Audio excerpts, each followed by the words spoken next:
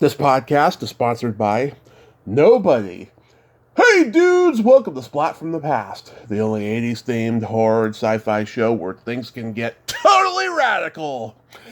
Now, I am so excited for today's guest because I will be talking to my fourth member of the classic improv group from San Francisco, The Committee. I'll be talking to Ed Greenberg. Ed was part of that San Francisco comedy scene of improv back in the 60s. And he also played Kip Pullman in George Lucas's timeless teen classic American Graffiti, which is celebrating its 50th anniversary this year. We're going to talk about that. He was also in The Strawberry Statement, Billy Jack, Caveman. He guest starred on Laverne and Shirley and Mork and Mindy and all of that stuff. He also taught the new monkeys how to act. Yeah, we're going to get into all that stuff. I talked to him a little bit on the phone last week. He's a great guy, and it's going to be a great conversation today. The first week of 2023 has been fantastic, and I've got a full week of guests next week that's going to be just as, if not better, and just as fantastic. And I am so blessed and grateful and excited as well. So yeah, here is my interview with Ed Greenberg. Hello? Hey Ed, welcome to the show. How are you today? I'm good. How are you today? I am just spectacular. I can't tell you what a great honor this is. Thank you so much for taking the time today. Sure. I always enjoy talking about this kind of stuff. Awesome. So, going back in time, did you gravitate toward acting and performing early on in your childhood? I'd have to say yes, and one of the things I always point to is my father was a career Air Force officer, so we moved all the time. I went to 10 or 12 elementary schools, I guess, around the world. And so, making new bunch of friends, literally sometimes more than every year, was a great way to work those budding personality muscles, I guess you'd say. So yeah, I liked making new friends, and when I could, I was in the school plays, and it was early. Yeah. Did you develop a sense of humor, and were you funny early on? I guess I was. People laughed a lot. I was often surprised that I said something that the response was laughter. But yes. And also my dad had a great sense of humor. So I think maybe it's genetic somewhat. Yeah. You probably watched comedians on TV and all of that stuff. Loved that stuff. Loved it. Yeah. Yeah. Who are some of your favorites? Well, I just watched this PBS documentary about Groucho Marx and Dick Cavett that just came on. So, like to this day, Duck Soup is one of my favorites. And I loved, as a little kid, I loved the Honeymooners and, all the greats. I mean, I loved Lucy and who else am I forget? But I loved the Honeymooners. That was one of my favorite shows as a kid. Right. And later, of course, a lot of my favorites were everybody's favorite, Seinfeld, right? That's iconic. Oh, absolutely. Sid Caesar and Your Show of Shows? Yes. Yeah. That stuff. Yeah. That's fantastic. So you also not comedy stuff like Playhouse 90, and back when television had live dramas. I was a little kid, but I was constantly negotiating with my parents of and remind me, why do I have to go to sleep now? I'm not sleepy, and there's great shows on. Yeah. Yeah. So you went to Cupertino High School, huh? I did. My dad's actually second to the last station tour of duty was at NASA in Sunnyvale. So we we settled in Cupertino, which is right next door to Sunnyvale. Yeah, I went to San Mateo High School. Oh, you went to San Mateo? Yeah. Same as Barry Bostwick, Merv Griffin, Chris Christopherson, Dennis Haysbert, who was in my mom's class. It's got a lot of history, that school. Oh, yeah. And did you live in San Francisco on a bio or something? Yeah, born and raised in San Mateo. I never actually lived in the city, but of course I spent my whole life going up there. Yeah, great city. Yeah. So after high school, did you attend college? I went to University of California at Berkeley. Okay, you went to Berkeley. In the thick of it all, when Berkeley was, anti-Vietnam War and free speech movement, and I was there for that. Yeah. Did you were you in any of the protests or anything like that? I'll tell you the truth. I was very sensitive to my father and his career, and he was, his status in the military was, there was security, there was stuff. So he asked me to be careful, and at that point in time, I felt I owed him that. So not super, you couldn't not be connected to it, and when I had, professors who stopped teaching classes to protest the war and like that. Yeah. So it was very all-encompassing. It sort of set the tone of that time. Right. Were you under any peer pressure about that, though? In terms of was it hard making friends, or because other people were protesting? Berkeley was a pretty, at least my circle at Berkeley. Right. Part of the protest, not explicitly but implicitly, was you can be whoever you are. Mm-hmm. There was a sense of, and this played out later when I went to the committee. There was a sense of community that we were, of course, lines were drawn, sides were chosen, but we took care of each other. Right. I think that's, I talk about that with my friends all the time, that sense of let's take care of each other is a lot less present in our day-to-day today. But that's a different and, I guess, longer conversation. Yes. So were you doing theater in college? I was not a theater major. I was a history major.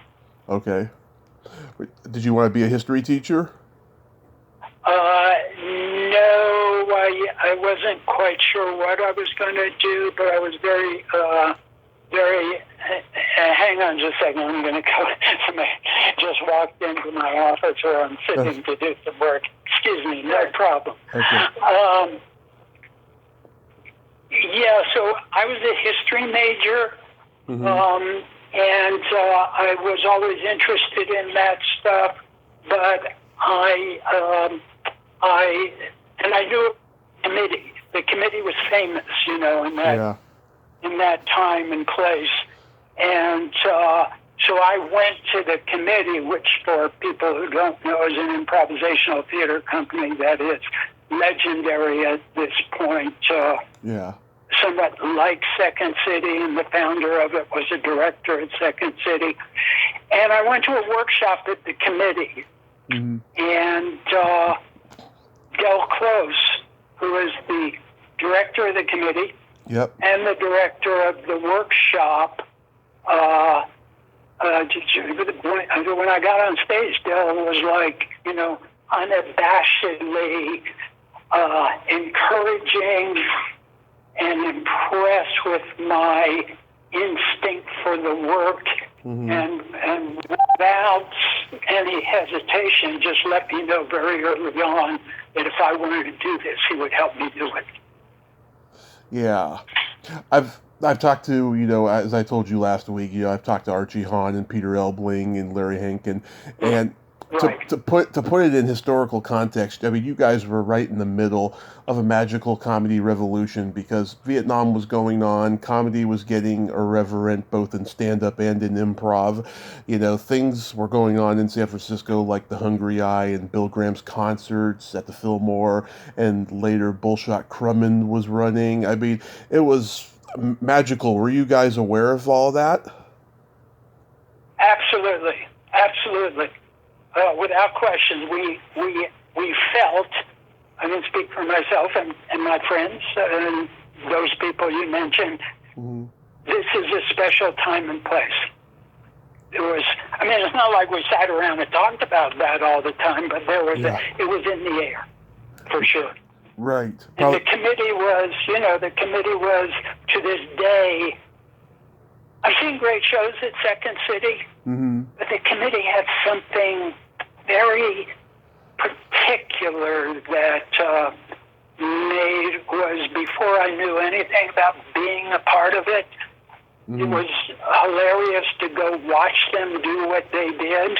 Right. And when I was in it, it was heaven. Yeah. Did you guys perform on the same bill as stand-ups like George Carlin, Richard Pryor? Well, the way it was, getting back to community, North Beach was set up so that literally from where I lived up on the top of Union Street, right underneath Coy Tower, I had an apartment, and I would walk down the street, a 10-minute walk to the committee, Cafe Trieste, where people hung out and had coffee and talked about the world and life. City Lights Bookstore was across the street. Yeah. Up half a block was the committee. Down a half a block was Enrico's, where there was an outdoor cafe, and people would, and then a block and a half later was the Hungry Eye, and it was all, and all of us lived right in that neighborhood. So it was very much a time and place that I've not found recreated. Yeah, it was a once in a lifetime chance. Yeah, I mean, everybody knew each other. There was no internet. It was a real community, and there's none of that now. We're so divided with the internet. Yeah, and especially I think the last few years with COVID is I'm just and I'm still being kind of careful because I talk to people, on a regular basis who are still getting COVID. But it's the last few years have been obviously even more extreme in the itching to kind of be with people in the room, Yeah. Did you guys encounter improv groups like the Ace Trucking Company or Firesign Theater? I did know those people. That was actually a little later than the committee when we started going down to Hollywood to look around. But it's a community, and Second City was there. Like, for instance, the guy who started the committee, Alan Meyerson, who started with his wife, he had been a director at Second City in Chicago. Dell, was a Chicago guy, and they all would come through. The committee was sort of almost like the San Francisco brother, sister, cousin of Second City in Chicago. It was a family. We all knew each other. Yeah. I've talked to Mike Mislove and David Osman. I got Phil Proctor coming on soon. Yeah. Oh, okay. Yeah. And I know that Annie Ryerson, right? Yeah. Yeah. Love Annie. She's awesome. I love Annie, too. Yeah, her and I are going to be talking on the phone soon. Her and I need to catch up. Yeah. We sent each other Christmas cards and stuff. That's nice. Yeah. Del Close. I've heard that guy could be hard on a lot of people. Did you found him to be hard on everybody? It's not overstating it to say that from our first connection. And I love Del. Mm-hmm. Del loved me back. I mean, it was, not in any way romantically, but just as soul to soul. We were extremely different, but we got each other. So I know Del was hard on people. Del's, let's say, social skills were not his strongest suit, but Del was great, and we worked on the beginning of long form improv together at the very early times, and I was sort of his sketch pad. Del would be trying to articulate an idea, and nobody was getting what Del was saying, and he would often say, "Greenberg, get on the stage." Yeah. He'd walk me through it, and then people would like, "Oh, that's what you were looking for." No, that happened. Yeah. Now, I did not know this existed. In 1969, there was a concert film called A Session with the Committee. Yeah. Was that early?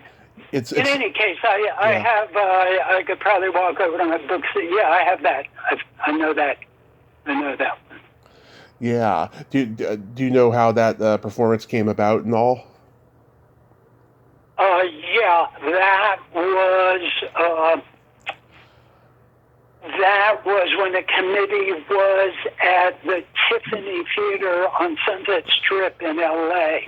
Mm-hmm. The committee opened a second, we were up in San Francisco, and they opened a second place down in L.A., and it was a filming of one of those shows that ended up as that film, A Session with the Committee.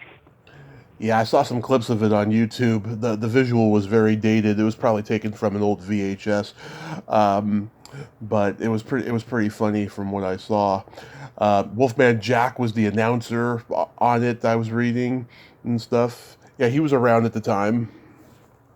Well, Wolfman Jack. So I know Wolfman Jack was in Graffiti. Right.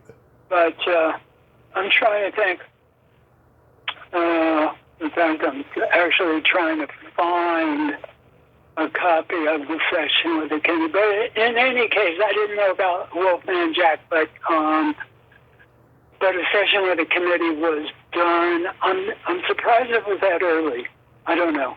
Anyway, yeah, that was a committee show that was performed, and it had Peter Bonerson. Yeah. Just before the Bob Newhart show. Just before the Newhart show, yeah, and Howard Hessman was in that, and there was a few people I know Howard was on the Newhart show for a little while. Mm-hmm.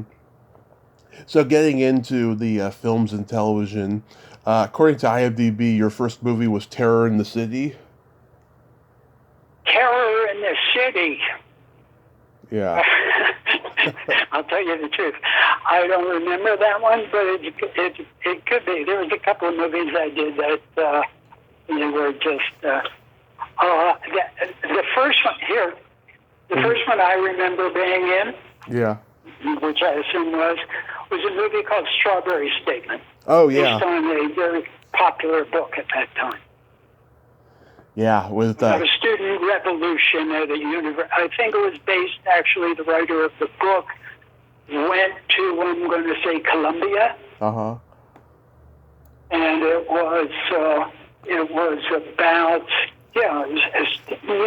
the kind of stuff that was happening against the Vietnam War and across the country at different campuses. And so that was Strawberry Statement. Was my first, as I remember.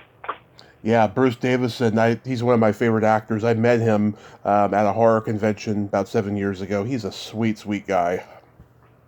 Well, Well, actually, that's funny because I didn't do any scenes with Bruce Davidson, but just so I never knew him, but whatever it was, 4 months ago, I met him for the first time at Howard Hessman's memorial service. Really? Yeah. Of all places. Wow. Of all places, yeah. Yeah. That's crazy. How does Billy Jack come to you?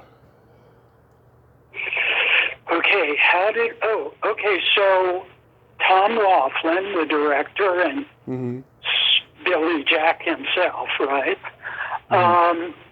was in San Francisco, and in Billy Jack there was like the free school, right? That whole, you're familiar with the movie, yeah? Yep.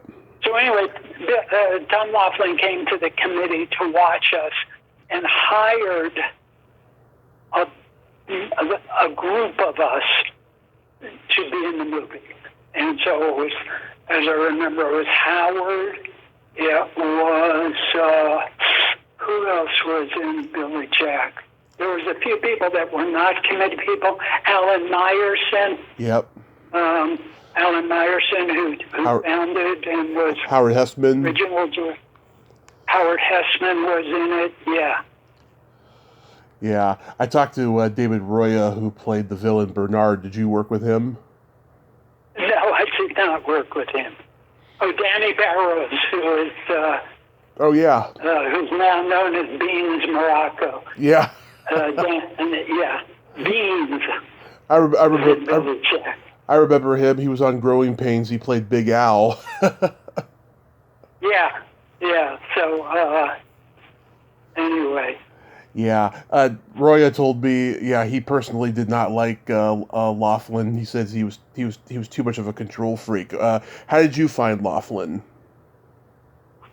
You know, he was fine. He had let's say a mixed reputation among people I talked to. Yeah. But I got to give him credit at the end of the day for taking that movie. You know, he did something very interesting with that movie. My understanding is he sued Warner Brothers, who owned the movie, got it back, and then started booking theaters to show Billy Jack when he owned it, and invented a form of movie distribution called four-walling. Right. And he made a fortune. Yeah. Yeah, he was one of a couple of people who did it during that era. Dennis Hopper did it with Easy Rider. You know, he shot it. Oh, okay. He shot it on his own and then sold it to Columbia, and it made $100 million or whatever. Yeah. Right. That's like how it. Yeah. So I didn't have all that much interaction because we were sort of down there. It's like. We were already a little community when we showed up there to do it. And a few of the scenes, I'm trying to remember what was in there, but like the I guess, well-known scene where we were in the park and I was playing the young director waiting for a bus and a robbery happens and I start directing them to know how to do the robbery. You remember that? Yeah. So that was a committee scene. In fact, as I remember, when we did that scene, and Tom Laughlin inserted the sheriff from the movie into our scene, just to sort of integrate it into the movie. But when we did that at the committee, it's one of those scenes that I remember the first time we improvised it off of an audience suggestion. That was basically, the whole scene was like improvised, and that was the scene. It's not like we had to work on it and fix this and fix that. But anyway, yeah, so that was a committee scene that was integrated into the movie, as were a few other pieces in Billy Jack. Yeah, it's funny. In those days, improv groups would be asked to have, parts in movies. It doesn't happen anymore, which is weird, I think, because I think that's how you break an improv group. When they're just trying to get in. Well, it's interesting when you say that. I think of Rob Reiner, who was in the committee, Right. obviously before the Archie Bunker show. And Rob Spinal Tap Yeah. was some of his, improv buddies, those guys. Yeah, the credibility gap. Yeah, the credibility gap, right. Harry Shearer and Michael McKean. Yeah. And yeah. So in that sense, that was kind of like an improv group making that movie. And in fact, a number of committee people were also in Spinal Tap. Yeah. Julie Payne. Do you know the name of Julie Payne? Oh, yeah. Yeah, so Julie I still work with Julie whenever I can. She's still a very, very close friend of mine. And we were together. We were basically hired by Dell at the committee at the same time. And I've just continued to work with her for decades now because she's great. And I love her as a friend. Oh, I'd love to interview her. I remember seeing her in so many things where she was always like a stuck-up socialite, on sitcoms and stuff. Right, she did that role really well, among many, many others. But yeah, that's fine. She sort of was her maybe bread and butter. I never saw this movie. It had Roy Scheider. It was called The Outside Man. Yeah, The Outside Man. That was fun. Yeah. I played basically. Well, I had that. Oh, you never saw it? Yeah, it's a hard movie to find. To find, right, with Jean-Louis Trintignant, and I was a what they called in those days a Jesus freak. Yeah. A real evangelical hippie type, and I was in the car. I was picked up. I was hitchhiking, and Jean-Louis Trintignant's character picked me up, and Roy Scheider was trying to find him, and I did this whole speech. I forget, some sort of, come to Jesus speech or something. And then Roy Scheider was trying to pull his car up next, and he was trying to kill Jean-Louis Trintignant, and the bullet hit me in the head. Yeah. and then we drove around L.A. for like 3 months in L.A. and I was like dead most of the time. It was funny, but I got to know Jean-Louis Trintignant. We spent a lot of time in that car. What a fantastic actor, and what a great guy. So that was, another one of those experiences. Nice. How fortunate to be able to meet these artists, Oh yeah, and they don't make them like those anymore. He just recently died. He had a very long career as and was always great. Yeah. So if you get to see it sometime, jump on it because it was. Hopefully they'll resurface really again. Movie. Yeah. I'm a huge fan of Steelyard Blues. I think it's an underrated gem. Yeah, Steelyard Blues. I haven't seen that in years. I'd like to watch that again because I don't really remember it so much. Mm-hmm. But Alan directed that. Yeah. And Don Sutherland and Jane Fonda had just made Clute, and now here they were in a comedy. What was it like working on this movie? It was fun, again, it had a number of committee people in it, and and it was directed by Alan Meyerson, our director, and so it felt very much at home. I was with my people, and we were making a movie, and how great is that, Yeah. Peter Boyle, of course, came from Second City, and I knew Peter, yeah. Yeah, he thinks he's Marlon Brando. He's got that wild one outfit on. I gotta watch that movie again. Yeah. Yeah. The ending cracks me up every time. They're all riding horses to scare off Hessman and all the cops. Yeah, now you're talking about it. Is that available? Is that pretty available? I don't know if it's on DVD, but it was on VHS, of course, and my local video store before it closed down like 15 years ago, it had it, and I used to rent it. I loved it. Little known fact, Peter Boyle was going to come work with us at the committee from Second City. Mm-hmm. It was so sure a thing. There are actually printing of the committee programs with the cast that has Peter Boyle in it. And just as he was about to come work for us, as I remember, he got this movie Joe.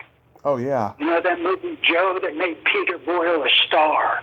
Yeah, it was a cop movie. Yeah. Yeah. So anyway, now Peter is another one of those, super talented, really nice guys.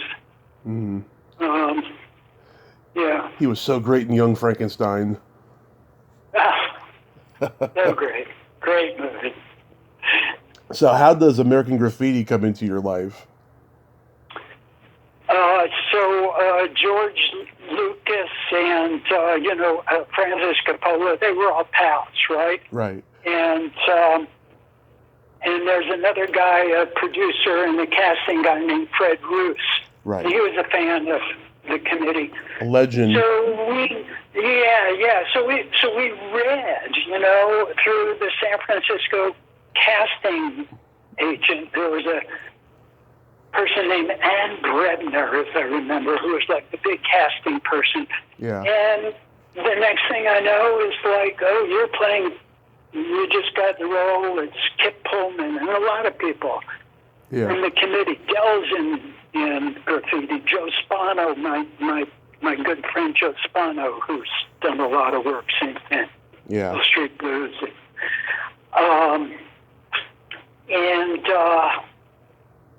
So that's how and then we went to wherever it was, and Lucas was spending, that was one night's work for me, and it was so complicated, and shooting in the cars and at night and setting up the shots was a very complicated situation, and it took George Lucas a long time to set up the shot, and I had hours, literally hours, just getting to know Dreyfuss, and we improvised in character just endlessly until they were ready. And it was like, we were those people. When they shot it, we were those two guys, and it was like we were high school buddies for real, because we'd been playing for hours.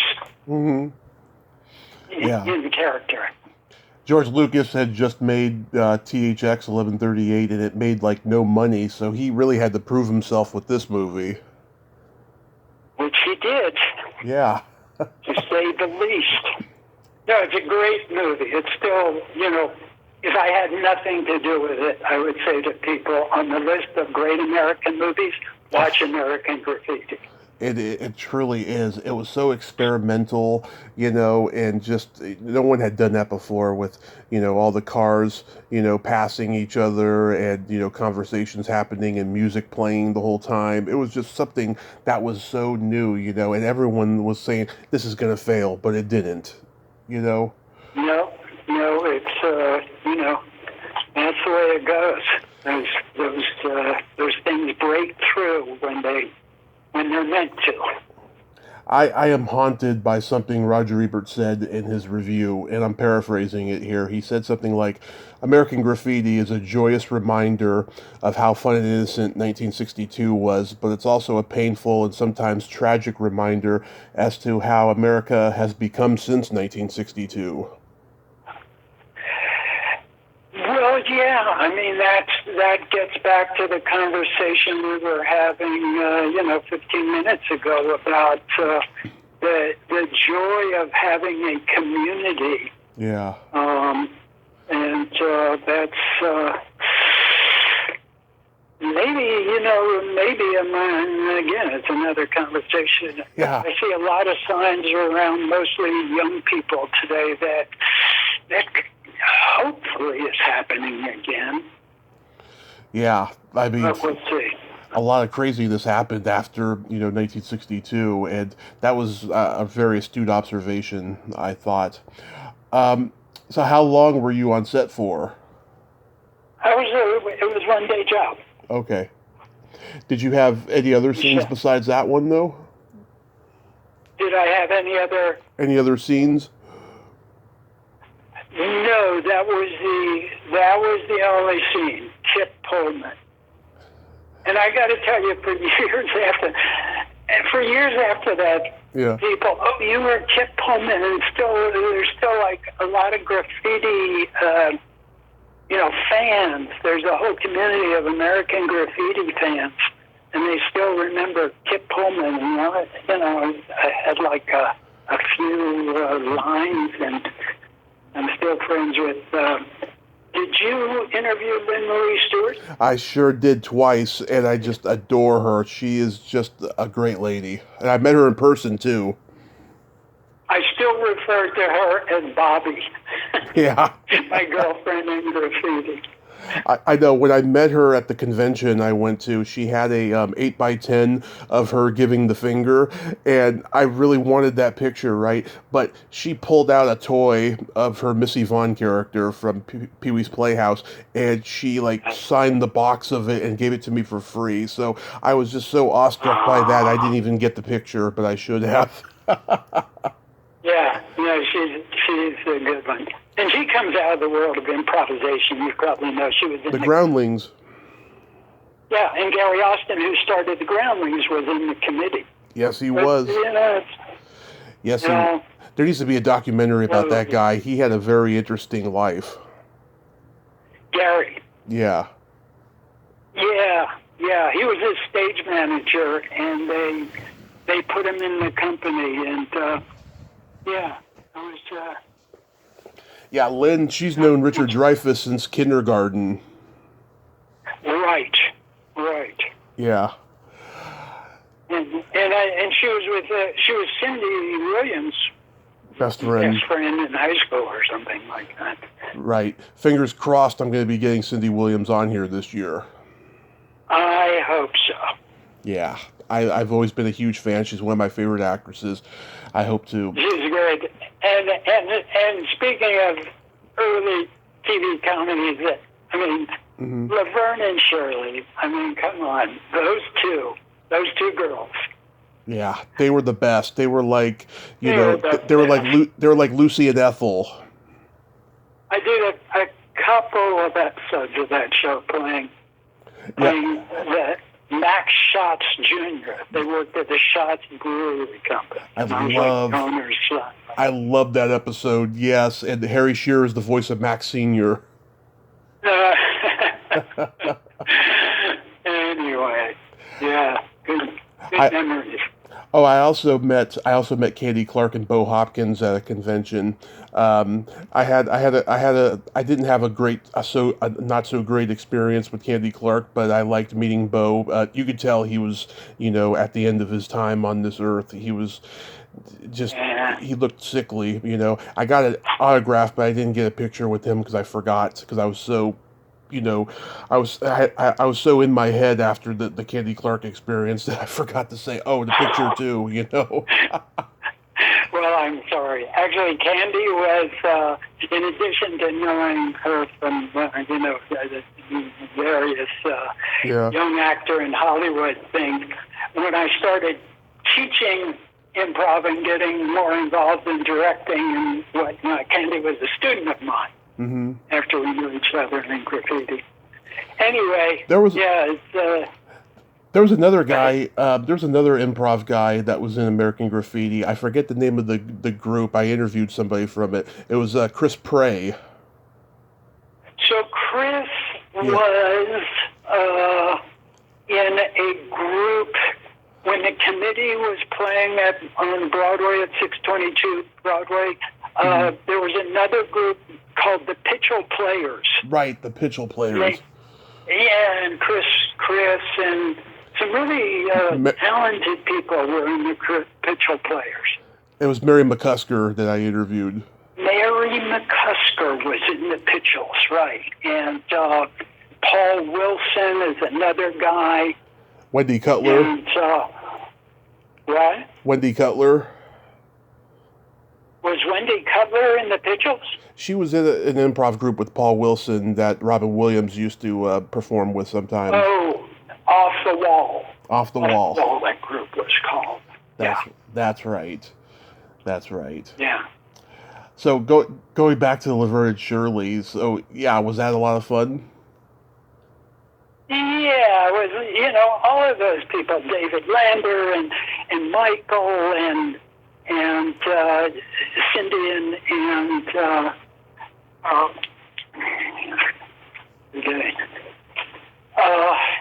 they were all fun.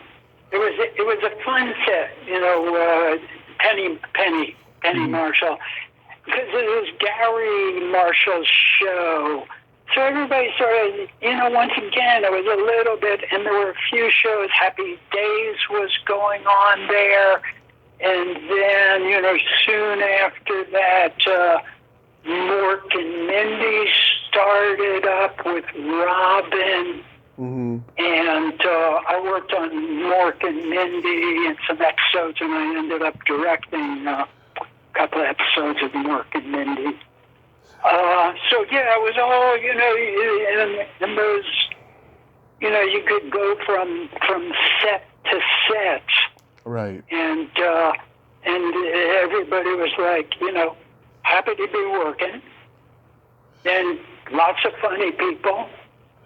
And then, speaking of, and then the last year of Mork and Mindy, Jonathan Winters was there. Yeah.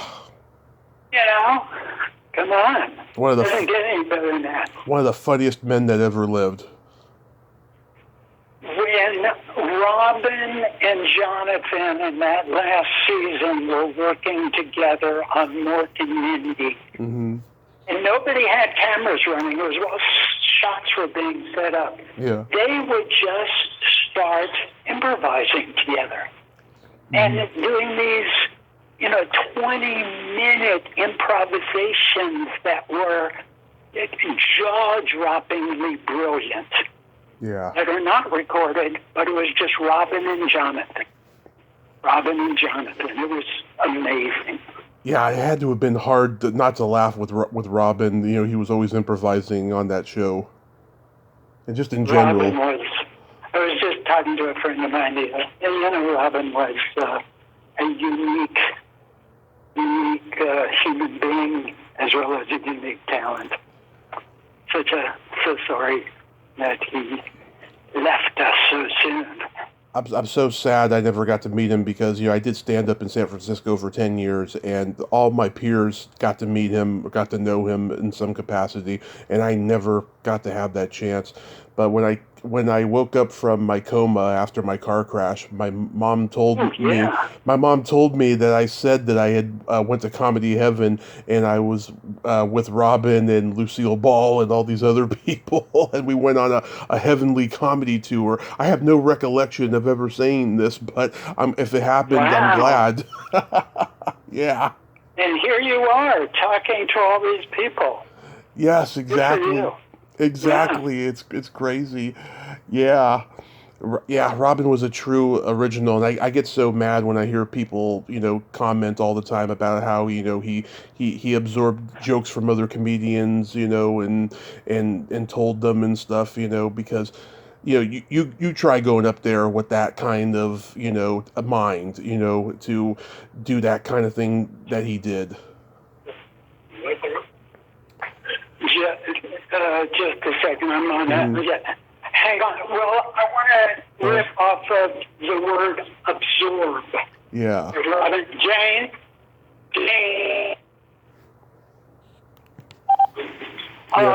So you would have a conversation I would have a conversation with Robin.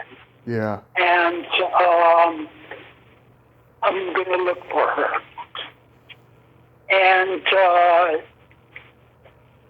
Robin, and you could just randomly say something, right? Yeah. Ridiculous, funny or anything.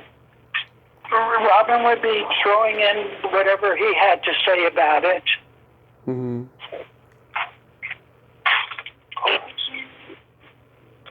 Be with those guys. Yeah. Sorry about that. It's okay. And then whatever you said a few days later in another conversation, Robin would incorporate it. It wasn't anything like, to my experience, it wasn't anything like stealing or that sort of idea that Robin stole it. It's just Robin was a sponge. Yeah, exactly. You know, it was a gift to me. Mm-hmm. That's my feeling about Robin's I totally, brain and talent. I totally agree with you. Yes. Also, I forgot to mention, I talked to David Lander before he died, and I think I think I should have waited a little bit because I was so intimidated. It was one of those interviews that I wish I could do over again, and he got a little belligerent on some things I asked him about, you know, but I'm glad though at least I had the opportunity to talk with him.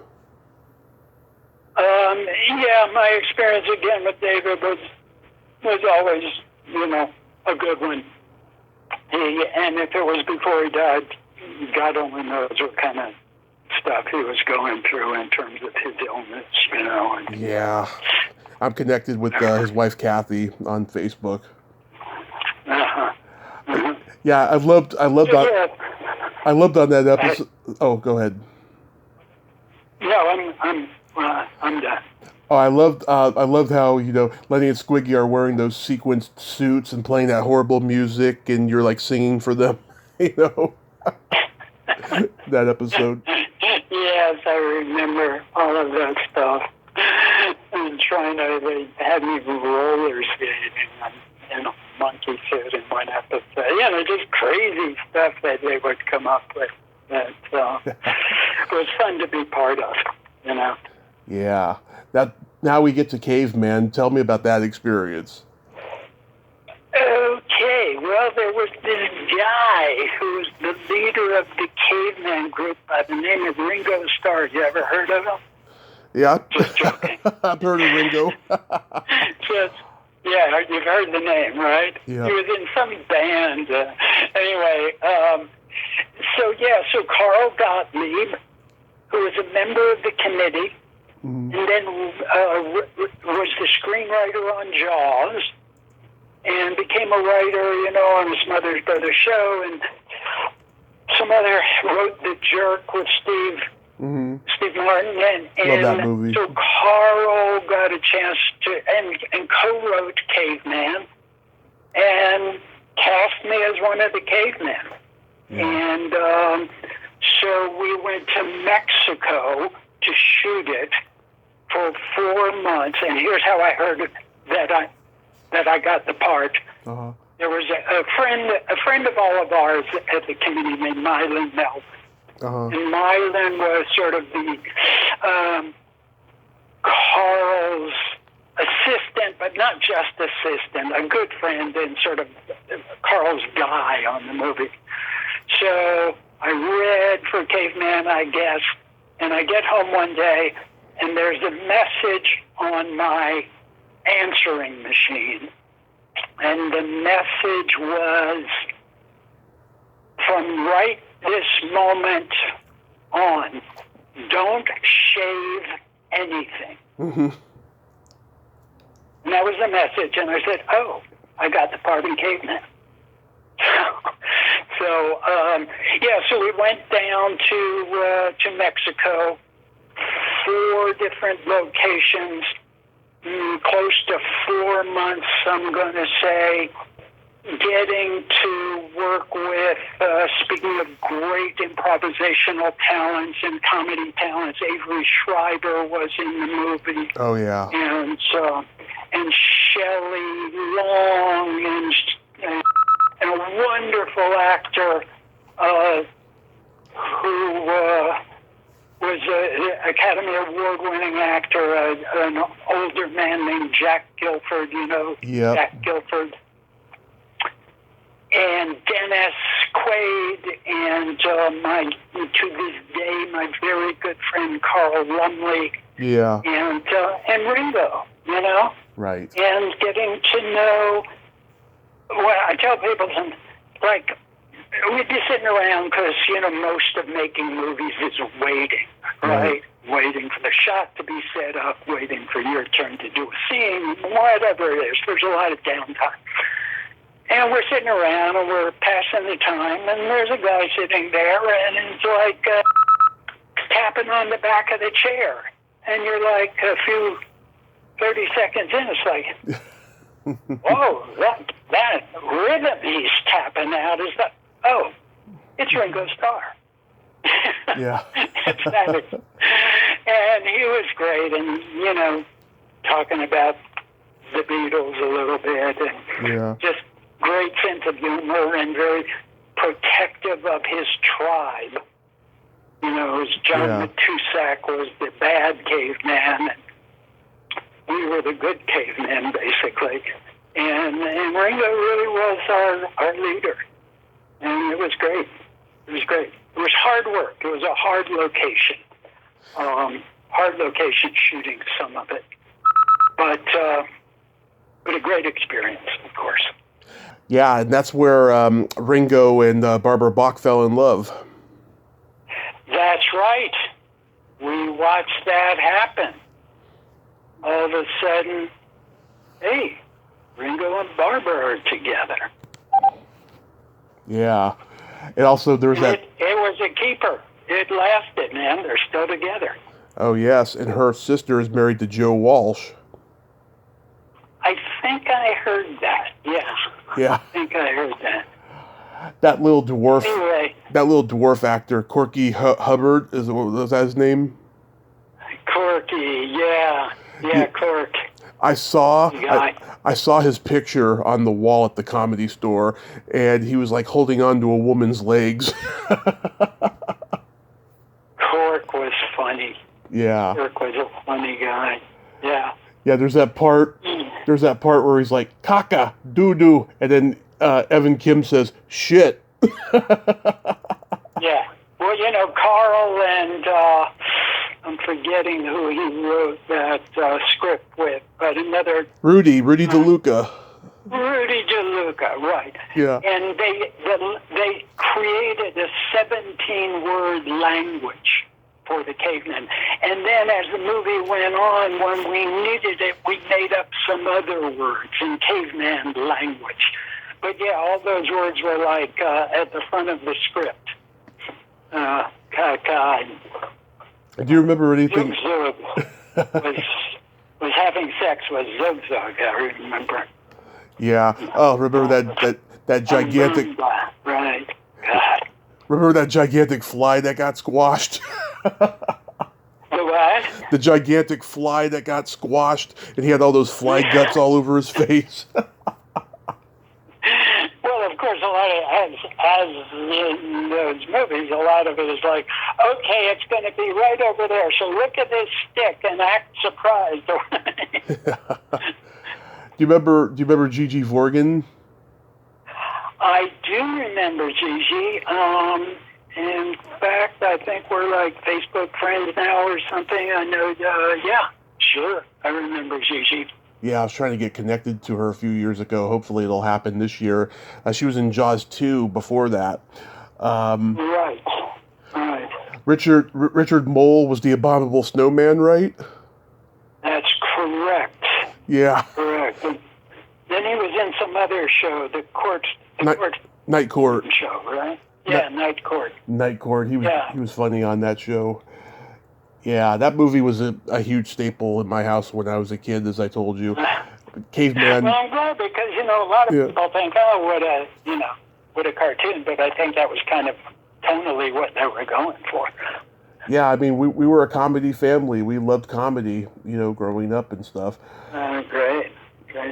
So after that movie, did you just give up acting and performing? No, I did a lot of voiceovers, Mm-hmm. and I went back. My first love really was always improvisational theater as an art form, and a lot of that came from Dell and my opportunities to work with the great Paul Sills, who was the trainer of so many of those major improvisational talents who some of them didn't become famous, but were just to watch them work. And Paul's mother was Viola Spolin. I don't know. Do you know who Viola was? Mm-hmm. I've heard. Yeah. So that I was very intrigued by that world, and I got to work with Paul on a couple of shows, and then I got an opportunity to go back to direct the Second City in Chicago. So I did that, and I had voiceovers going, and then I was teaching acting for writers at USC School of Cinema. So, I did a few things, but this other thing sort of took over from my acting career. Mm-hmm.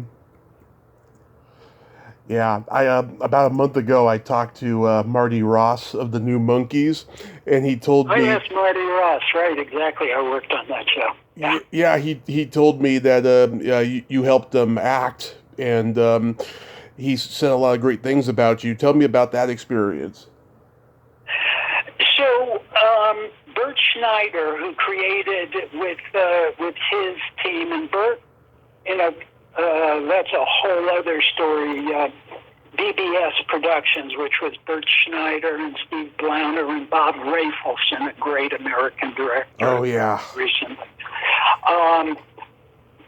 And those guys, when the Beatles were around, they came up with this idea to do a parody of the Beatles and turn it into a TV show, and lo and behold, that became the Monkees. Right. Right?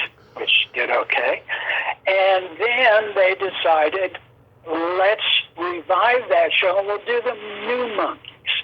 And so they did a talent search across America, and they found Marty and another young guy who was hilarious named Dino Kovac. Mm-hmm. And, 4 guys to make the New Monkees. And they knew me, and they said, we want to turn these 4 guys into a company, right? Right. And you can do that with your improv skills. And I said, sure, that sounds like fun. And I met the guys and all worked, and we spent, I don't know, maybe a couple of months. They rented us a theater, and we would meet, I guess, like 5 days a week and just improvise all day long. Mm-hmm. And by the time it came to showtime, these guys were like, a team. Yeah. And so that's how that came about. I knew Bert Schneider. Bert Schneider was one of the executive producers. Yeah. And helped my kids become the New Monkees. Awesome. That was that deal. Yeah. What kind of voiceover work did you do? So I did a lot of. I saw that you talked to Teresa Genzel. Oh yes, love her. Yeah.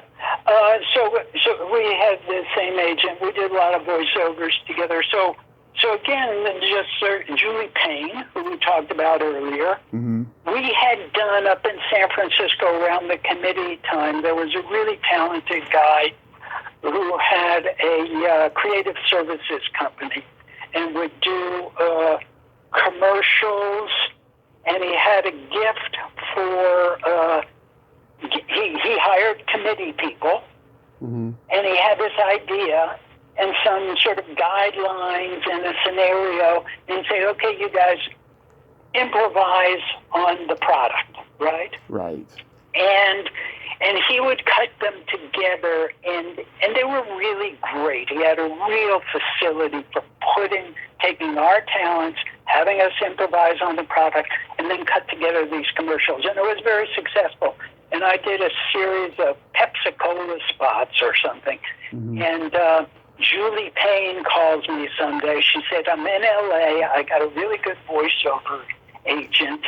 And I played him my tape, and he said to me, who's the young guy's voice? And are you know, and she said, call this guy. He really liked what he heard on my tape, and that guy became my agent, and I got into the voiceover business. And so I did that for a number of years. Oh, it's booming now because, now, you don't have to go to the studio. You could record at home. Right.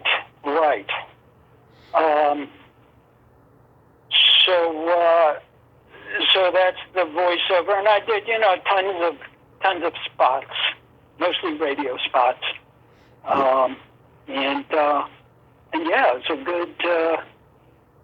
good business, and you don't get recognized on the street, and you're acting and making money, and it's fun and good people. Again, it's like you meet so many great people who are just,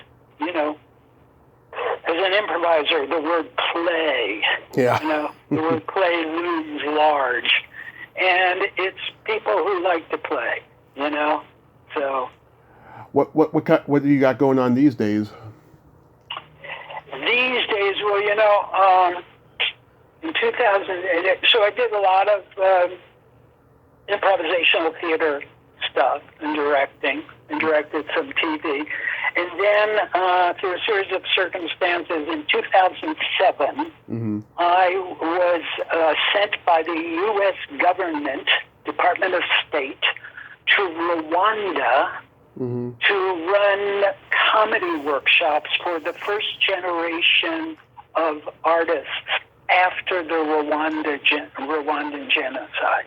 Oh. And that was a phenomenal and I would say life-changing experience.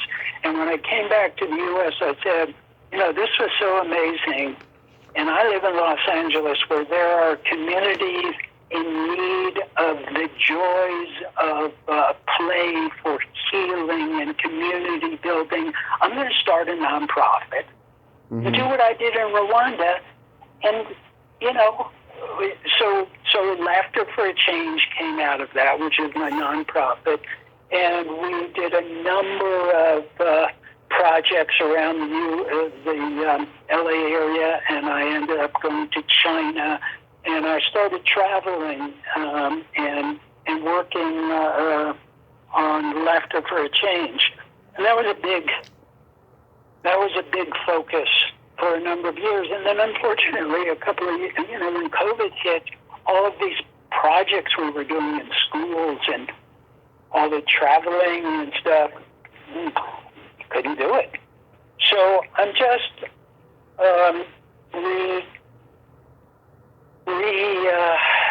I've been doing some writing and getting back on the Laughter for a Change situation now that it seems to be getting better, COVID pandemic-wise. So yeah, I would say since 2007, a lot of my energy has gone into Laughter for a Change, my nonprofit. That's wonderful.